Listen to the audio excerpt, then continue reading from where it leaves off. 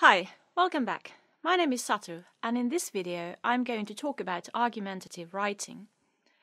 When you think about the word argument, what is it that first springs to mind?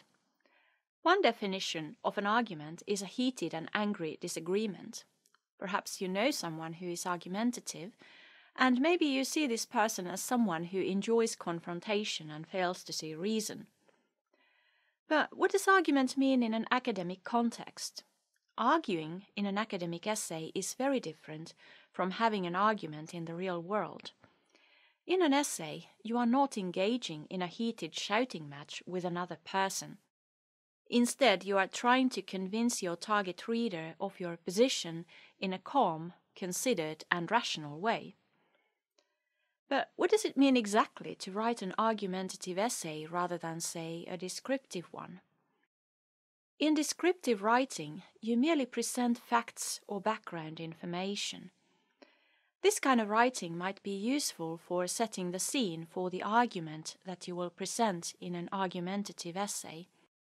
But descriptive writing isn't in itself argumentative. Argumentative writing is about persuasion. Creating a convincing argument is about making claims and providing convincing evidence for these claims. At the center of an argumentative essay is one main claim. This is often called the thesis statement. The main claim, or the thesis statement, is then supported by a series of subclaims. Each subclaim is backed up with reasons and evidence and presented in an order that makes logical sense in relation to the overall argument. In constructing an argument, you might also need to consider possible counterclaims. What objections might your specific target audience have to your main claim and to the various subclaims? And what objections might they have to the underlying assumptions that are not explicitly stated in your text, but are still assumed to be connected to your claims? If you say, for example, that it is justified to ban smoking in all public areas because smoking causes lung cancer, the unstated assumption that is not explicitly stated in your text is that lung cancer is a bad thing. Your target audience might then either attack your claim and its reasons, that smoking should be banned in all public areas because it causes lung cancer, or the unstated assumption that having lung cancer is a bad thing. Demonstrating that you are aware of possible counterclaims in your essay doesn't undermine your own arguments, but actually increases your persuasive power. By addressing some of the possible objections to your claims, to their reasons, or to the unstated assumptions, you are showing your reader that you know your stuff and have done your homework. Basically, you are more likely to be taken seriously by your target audience if you can show them that you have knowledge of your topic and that you can think of more than one possible solution to the problems that you are trying to solve. Unfortunately, there's no one-size-fits-all formula to creating a successful argument, but it can be useful to consider the following questions. Firstly, what does argument mean in your own discipline?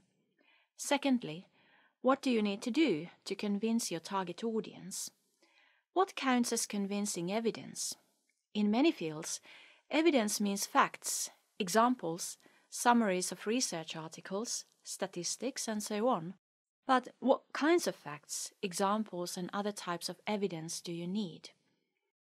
And finally, how will you need to structure your argument to make it as clear and convincing as possible? And here's the final thing for you to ponder. Even if you're not writing a strictly argumentative text at this time, you will probably find yourself engaged in some sort of persuasion. Actually, most academic writing is argumentative in some sense of the word. As soon as a text leaves the world of facts and becomes concerned with selection, interpretation, and evaluation, it becomes argumentative. Even seemingly objective scientific writing has an argumentative element to it. If you're presenting the results of a scientific experiment, for instance, it's up to you, the author, to select and present your material in a way that tells the particular story you want to tell. This kind of writing has an argumentative dimension, since you're trying to persuade your reader about the validity of your claims. Language doesn't represent the world in an unbiased objectivity, but rather shapes how our reality is viewed.